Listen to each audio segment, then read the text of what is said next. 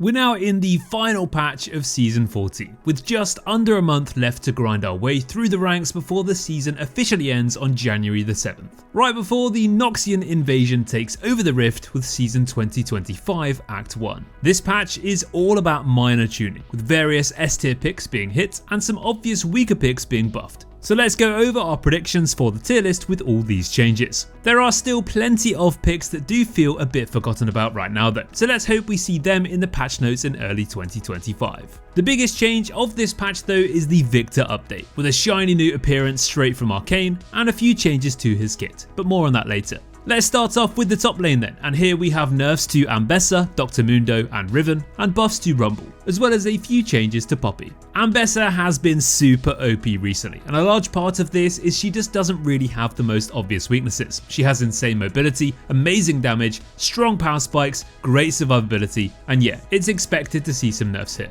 This patch, Riot have nerfed her W shield duration and its strength along with the AD ratio on her E. Now these changes are likely to actually make a difference as they are hitting one of her main areas that needs addressing in her W and her durability. But despite this, we are keeping her in the S tier for now. Speaking of the S tier, we have plenty of choice here, so it's a pretty good time to be a top lane main. We've got Aatrox, Ambessa, Camille, Darius, Dr. Mundo, Gragas, Aurelia, Kennen, Maokai, Poppy, Riven and Tahm Kench. Yes, you heard that right, Maokai has risen back into a great top lane pick again after his recent buffs, and now he's winning a ton of games across every single rank.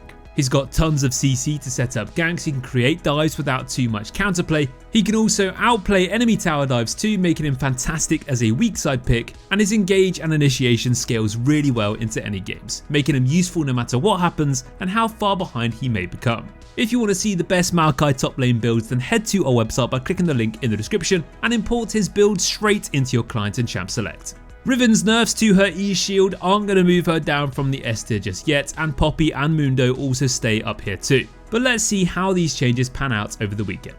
Rumble also moves up from the C tier to the B tier with his buffs to his Qs and Ws AP ratios.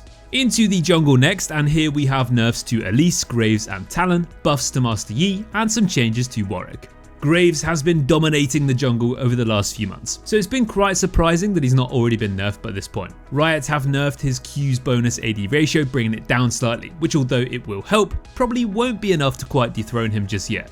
He's one of the most popular picks in the jungle at pretty much every single rank, so it's going to take a lot more than these changes to impact his popularity, that's for sure, and likely his success rate too for now. Elise is another jungler who's been stomping recently, especially so towards higher ranks, and now she gets a second nerf, reducing her base health from 650 down to 620. Now she's still going to be snowballing and one-shotting enemies with her crazy burst damage, however she will be a bit more punishable now, so if those early game plays don't work out, she'll be far weaker. So in the jungle S tier we have Echo, Elise, Fiddlesticks, Graves, Karthus, Kha'Zix, Lee Sin, Nocturne, Nunu and Viego. Nunu is one that is constantly surprising us at the moment. He's consistently popping up around the A+ to the S tier time and time again, so it's definitely a jungler you should not be forgetting about. Tanks are in a great spot at the moment and objective control is a huge deal, and Nunu has the ability to gank, farm, secure objectives, scale, and do basically everything that you need him to do in any team comp this patch. So give him a go if you haven't already recently. Back to the tier list then, and Talon moves down this patch from S to A with his nerfs and joins plenty of other super strong picks like Kayn, Hecarim, Kindred, Skarner and Wukong. Despite a few efforts from Riot to buff him recently, Rengar still stays in the B tier, along with other struggling picks like Evelynn, Brand and Lilia. Evelynn is still a bit of a smurfy low elo pick, but as you get higher up, she just isn't really too viable right now. Into the mid lane next then, and let's see if the tier list has been affected by the glorious evolution. In the S tier we have Ahri, Cassiopeia, Hwei, Aurelia, Lux, Sylas, Syndra and Vex. Now these champions are just proving to be the most consistent picks across the board at the moment, with popular champions like Ahri, Hwei and Sylas having a great success rate over a massive amount of games, and other situational picks like Cassiopeia still being statistically super impressive. So we've had some small nerfs to Swain and LeBlanc this patch, who are both in the A tier for now. But aside from that, there's not really too much change here aside from Viktor's new changes. He's got a fancy new appearance straight from Arcane and also has some changes to his kit, with his ultimate now growing in radius and duration on every takedown. We are going to move Viktor out of the B tier for now, where he's been for most of this season, as it's too hard to tell how he'll feel with all these changes.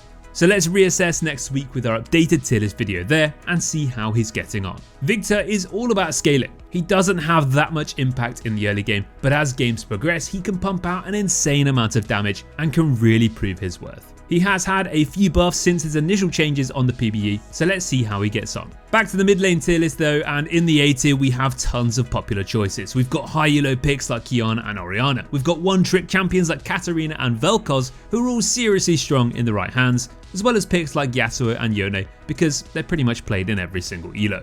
Let's move down to the bot lane next then, and here we have the most consistent AD carries in Ashe and Jinx, alongside some mages in Hui, Karthus and Sway. We've had some nerfs to Corki here which bring him down from S to A, and some buffs to Twitch's Q's attack speed and duration. But unfortunately we just don't think these buffs really target the areas in which Twitch needs help with, as he's only really viable in a very niche selection of drafts, and he's so heavily reliant on the perfect supports like Lulu or Yuumi. Mages in the bot lane are a serious threat right now, and despite their still somewhat lower popularities, they are just having a much better time overall when it comes to stats, and also just how easy they feel to play in general. Now some games you will be fed on the likes of AD carries like Jinx and be 1v9ing teamfights in true late game Jinx fashion. But other games you'll be super fed and doing absolutely zero damage against a Tahm Kench with 2 items. AP carries just feel so good to play, and they're so much less punishing as well. You can simply play weak side and wave clear and scale so easily without too much risk of getting behind. If you are super stubborn and do want to keep playing those AD carries though, then you still have plenty of choice in every tier, with A tier picks like Caitlyn, Draven, Ezreal and Jhin all still really popular and successful for the most part, along with situational picks like Xayah, Sivir, Tristana and Smolder that all have their place in the right games. Finally, let's have a look at supports then, and here we have buffs to Rell and Yuumi and some changes to Poppy. Rell definitely needed some help after her nerfs previously knocked her down a bit too far, and Yuumi's basically just been irrelevant for quite some time now. Rell's base health and passive resist that can be stealed are being buffed, along with her W shield as well. They're trying to make her more viable here by buffing her durability without touching her crowd control, which is what made her so broken in pro play. We've bumped her back up to the A tier this patch, so let's see how she feels. Poppy has been in the patch notes time and time again now, and despite many efforts to nerf her here, she still seems to remain in the S tier in the support role. She's had some of the highest stats in the game for any support for quite some time now, and this patch Riot have nerfed her base armor and her Q's damage. Now due to the recent facts and the recent stats of how Poppy seems to remain resilient in the support role, we're going to be keeping her in the S tier again, because she just does what she does so well, which is getting ahead early game, roaming, diving and snowballing multiple lanes all at the same time. So in the S tier for support we have Braum, Janna, Lulu, Nami, Poppy and Karma. There's a lot of amazing A tier picks here that definitely become stronger the higher rank you go, with things like Bard, Blitzcrank, Pyke, Rakan and Thresh all having great stats towards higher ranks. Leona is still a solid A+ tier pick too, along with underrated champions like Sona, Soraka, Vel'Koz and Taric. Tahm Kench is still a tanky menace that deals and takes way too much damage at the moment, so especially if you are playing at a lower rank, consider unbenching the Kench again.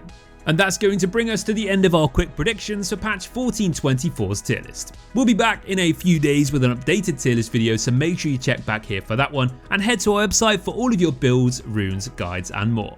Thanks everyone for watching guys, and we'll see you all in the next one. Take care.